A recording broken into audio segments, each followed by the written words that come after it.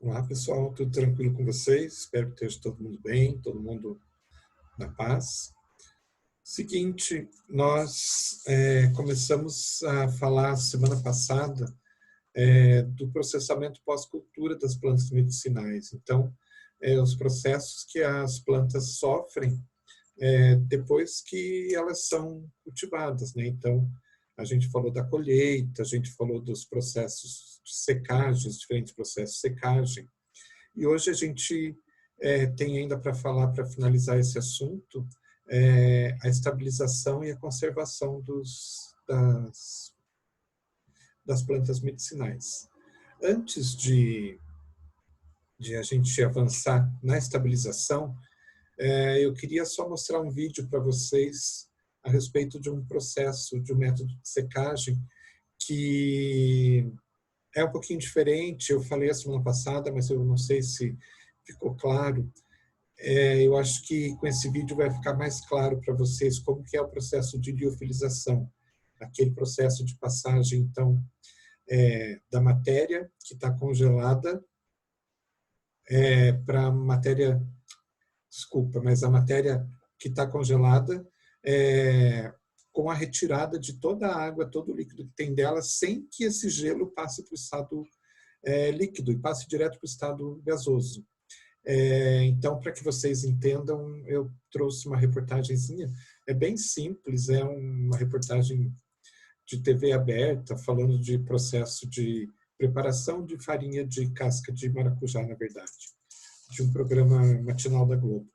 Mas ali, durante essa explicação, eles mostram como é que é feito esse processo de liofilização, e acho que daí fica mais claro para vocês como que acontece. Ok? Qualquer coisa, se vocês ainda não entenderem, me falem lá no chat ou no mural que a gente resolve essa questão. Então, vamos lá. Está aqui o vídeo, vamos dar uma olhadinha. Ele é rapidinho. Aí vamos ver se vocês entendem direitinho.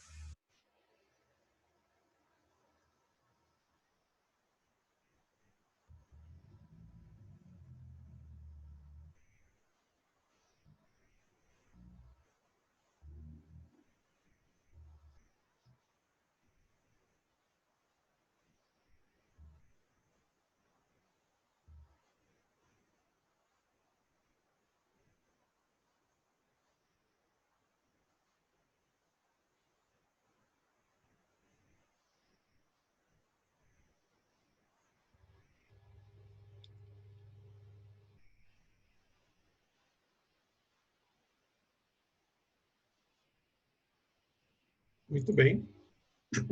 Opa. Então, é isso.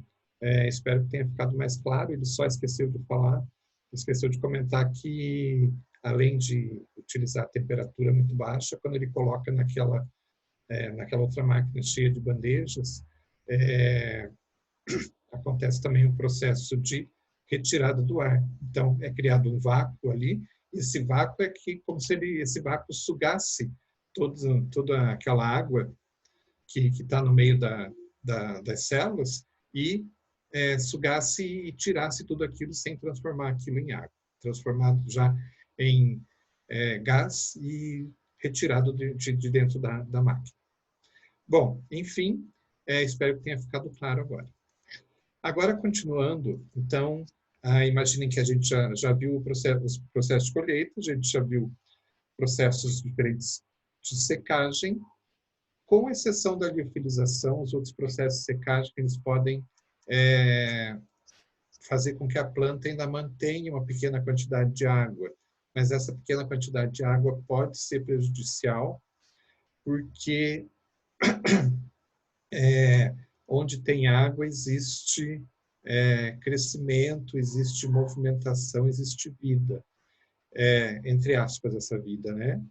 Então, o que pode acontecer? Se eu simplesmente fizer a secagem do material e deixar esse material guardado, pode ser que, em alguns casos, eu tenha enzimas dentro dessas plantas, secas, mas ainda com um pouco de água, e essas enzimas, na presença de água, elas podem continuar trabalhando e, de repente, começar a inativar as substâncias ativas que tem ali dentro e diminuir o nosso rendimento, o rendimento não nosso, mas da planta, né? Então, a estabilização é importante para isso, para evitar que essas enzimas continuem trabalhando e venham a diminuir o rendimento do princípio ativo, da substância ativa. A estabilização, então, ela pode ser feita por 3 métodos diferentes. Pode ser por aquecimento, por solvente e por irradiação. Então, o aquecimento, então, é um aquecimento acima de 70 graus. Se eu não me engano, no material anterior, dei uma olhadinha lá, mas acho que eu descorreguei o dedo e, ao invés de 70 graus, apareceu 700 graus ali. 700 graus é impossível. Então, acima de 70 graus, dentro, preferencialmente, da faixa de 80 a 90, mas por um tempo muito curto, porque se ficar um tempo ficar o material exposto a um tempo muito grande, ele vai perder outras substâncias também. Então, um tempo aí no máximo de 30 minutos, de 15 a 30 minutos. Aqui do lado direito tem um tipo de estufa que é bastante utilizada para isso. Então, essa estufa, você consegue programar a temperatura, lá na faixa de 80 a 90, preferencialmente, e o tempo também. E ela, então, faz esse trabalho de aquecimento e a gente consegue inativar essas enzimas. E o importante é que, se eu mantiver essa temperatura dentro desse período de tempo, eu não vou ter não vou perder rendimento das substâncias ativas, porque não vai ser um tempo suficiente para degradar essas substâncias. Então, ele inativa as enzimas, mas não degrada as substâncias ativas. Lembrando, claro, que qualquer droga que é volátil, que evapora com facilidade, a 80, 90 graus ela vai perder seus componentes voláteis, então não dá para inativar nesse formato. E as que são termoláveis também, aquelas que se degradam com uma temperatura um pouco mais alta. Então, essas, né, nesses casos, não dá para utilizar esse tipo de metodologia. A outra metodologia que a gente tem é a utilização de solventes. Então, geralmente se utiliza vapor de álcool. Esse vapor de álcool, ele passa pelas partes da planta, retira, digamos assim, retira não, mas inibe as enzimas, né? E faz também esse processo. Então, para a gente utilizar o vapor. Aqui tem um exemplo de um equipamento que isso pode ser feito. Eu tenho um local onde ocorre o aquecimento do álcool, no caso do solvente. Ele entra dentro de um tambor, onde a planta está colocada em bandejas, sempre de forma a permitir que ocorra a circulação desse vapor dentro desse tambor. Depois ele acaba saindo aqui pela parte de cima e é arrastado por aqui, e com esse... passando aqui nessa parte circular, onde a gente tem um esfriamento, ocorre a transformação do vapor em líquido novamente. Então, o álcool que saiu daqui se transforma em vapor, faz o processo de inativação das enzimas, sai do tambor e vem aqui, é resfriado e acaba sendo coletado novamente. Tem que tomar cuidado que, se o princípio ativo, se a planta ficar em contato com o solvente pode carregar os princípios ativos. Então, tem que ser sempre na forma de vapor. E a terceira forma seria a irradiação, a utilização de raio ultravioleta, que, na verdade, ele não é tão eficiente assim, porque você precisa deixar em exposição por bastante tempo, e a penetração na planta não é muito grande, então é muito superficial. Além de que a utilização de radiação pode ser um pouco caro. E falando finalmente da conservação, para terminar essa parte do processamento da planta, né, depois da colheita, a gente tem que pensar que a conservação não é simplesmente colocar numa embalagem e acabou. Então, esse material que você fez todo esse processo, ele deve ficar o menor tempo possível armazenado, guardado, e a forma de armazenar isso deve ser a mais adequada possível, levando-se em consideração que se você deixa o material totalmente exposto, sem nenhum tipo de embalagem, ele pode começar a reabsorver água. Já dentro de embalagens, muitas vezes ocorre a absorção até de uma concentração grande de água. Então, o ideal é que você não mantenha esse produto muito tempo estocado, armazenado, né? Porque se você deixar ele totalmente exposto, vai ter uma reabsorção bastante grande de água do ambiente, né, da umidade do ar mesmo, e mesmo que você estoque dentro das embalagens tradicionais, você também vai ter uma reabsorção de água até que bastante grande, né, numa porcentagem entre 10% e 12%. Reabsorvendo isso, o que vai acontecer? Vários problemas, né, relacionados, então, com principalmente com a questão de facilitar o crescimento de micro-organismos. Então, facilitar o crescimento de micro-organismos, você vai trazer problemas na qualidade do próprio produto. E o fato de você também ter essa reabsorção vai fazer com que as reações voltem a ocorrer, as reações químicas dentro da planta voltem a ocorrer, e ela comece a se degradar lentamente, mas começa a se degradar. Então, tem que se tomar bastante cuidado. Então, alguns pontos que a gente deve levar em consideração em relação à conservação. Tem os fatores ambientais, fatores de embalagem e os fatores relacionados ao estado de visão. Ambiente. Olha lá, de novo. Não sei o que eu estou fazendo aqui. Depois eu arrumo. Mas o ambiente tem que ser um ambiente com uma temperatura entre 5 e 15 graus, e não 150, né? Um ambiente seco. Essa temperatura é uma temperatura onde as reações ocorrem numa menor intensidade. Tem que ser escuro. Deve-se evitar a incidência de radiação solar. Lembre-se que a radiação solar pode acelerar também as reações químicas, aumentando cada vez mais a degradação. Um local bem arejado, preferencialmente você deve estocar no lugar onde a construção seja de alvenaria, que teoricamente inibe um pouco mais a formação e o acúmulo de umidade no ambiente. Grades finas nas portas e janelas para evitar a entrada de insetos e roedores. Então, isso são exigências legais, né? Você não pode manter um local de armazenamento sem ter telas de proteção ou sistemas de proteção contra roedores e insetos. Desinfecções e desinfestações periódicas. Desinfecções, então, está relacionado com a presença de fungos, de micro-organismos, né? E desinfestações, processos para evitar roedores, insetos e outras coisas assim do gênero.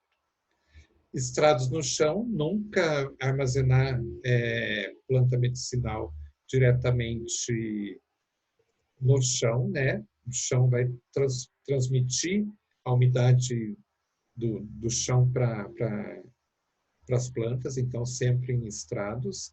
E hoje em dia não se utiliza mais estrado de madeira. O estrado de madeira tem uma certa absorção de umidade que pode transferir essa umidade para os locais onde você está armazenando o material, independente da embalagem. Então, o ambiente ideal deve ser inspecionado para verificar a presença de insetos antes de você armazenar. Então, fazer todo um processo de desinsetização, desatização, desinfecção, para daí você, então, preparar todo o ambiente para daí você fazer o processo de armazenagem. E, constantemente, fazer verificação. Então, verificando se não está aparecendo nenhum tipo de inseto, não está aparecendo nenhum tipo de roedor, verificando a temperatura, verificando a umidade, verificando a iluminação e, né, se por um acaso você encontrar material estragado, material sem qualidade suficiente, você já vai separando também. É aquela coisa, uma laranja no meio de um saco de laranjas, sendo que uma só está podre, ela vai passar isso para as outras. Então, aqui é a mesma coisa, a gente acaba por tentar retirar o material estragado antes que ele comece a contaminar o restante.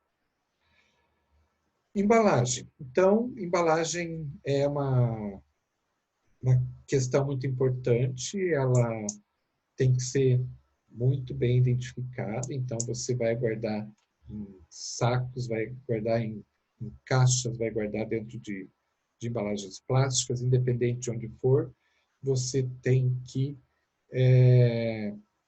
ter todas as informações relacionadas àquilo que está armazenado ali, descritas e muito bem descritas. Então, você tem que ter, seja uma etiqueta, seja uma placa, seja o que for,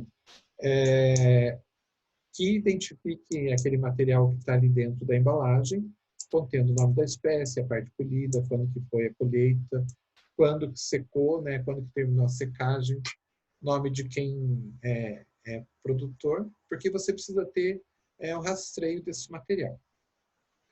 Embalagem deve permitir trocas gasosas. Sua natureza deve ser tal que não reaja com as substâncias presentes da droga. Então, dependendo do que você está trabalhando, você vai verificar qual que é a embalagem mais adequada para armazenar aquele produto. Então, nem a embalagem pode interferir no produto e nem o produto pode interferir na embalagem. Então, são duas coisas diferentes, uma embalando a outra, mas elas não podem uma trazer interferência para a outra. Drogas com óleo essencial e óleo fixo atacam embalagens plásticas, por exemplo. Com ácidos orgânicos reagem com embalagens metálicas. Então, são características que a gente tem que ver da planta para ver qual que é a melhor forma de embalar aquele produto.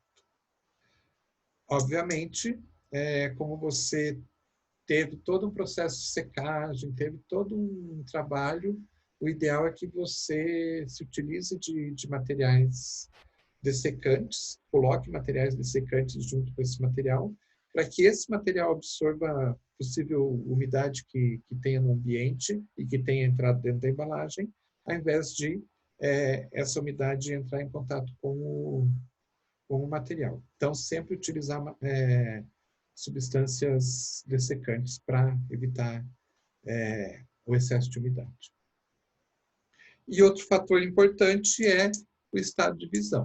Então, tem que se levar em consideração que quanto mais dividida uma droga, mais rapidamente ela se degrada.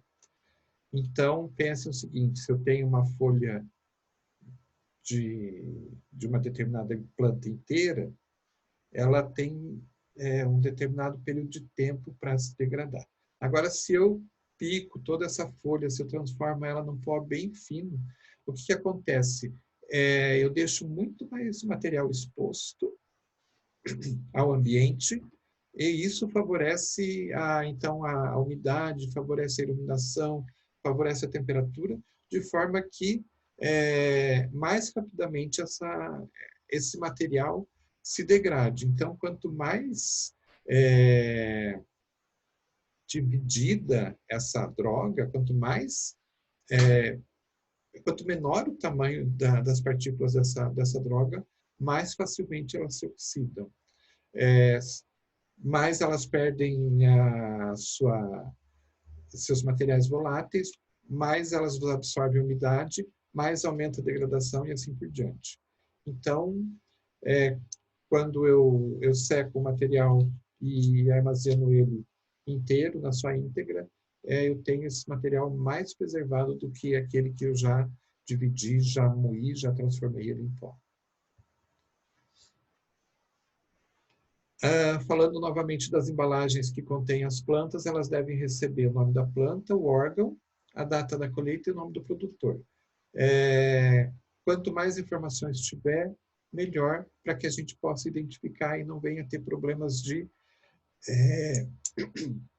alterar, não alterar, mas de ter enganos na hora de utilizar aquela planta. Então, se eu sei que aquela planta é a planta X, ela está ali identificada, eu não vou ter problema de repente, na hora de vender, na hora de utilizar, eu pegar ela por engano e achando que é uma outra planta e simplesmente utilizar, e na verdade, sendo que ela não é. Então, a identificação é bastante importante. A identificação ela tem que acompanhar essa planta sempre.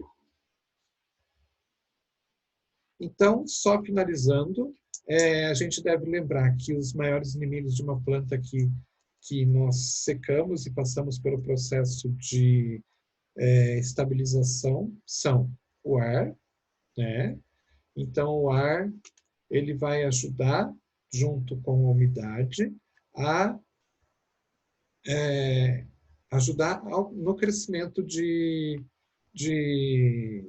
micro-organismos, principalmente os fungos e bolores. Então, tendo ar, a maior parte dos fungos e bolores vai estar disponível para crescer. Se tiver umidade suficiente, ele vai, então, ter as condições ideais para crescer. Então, o ar tem que ser...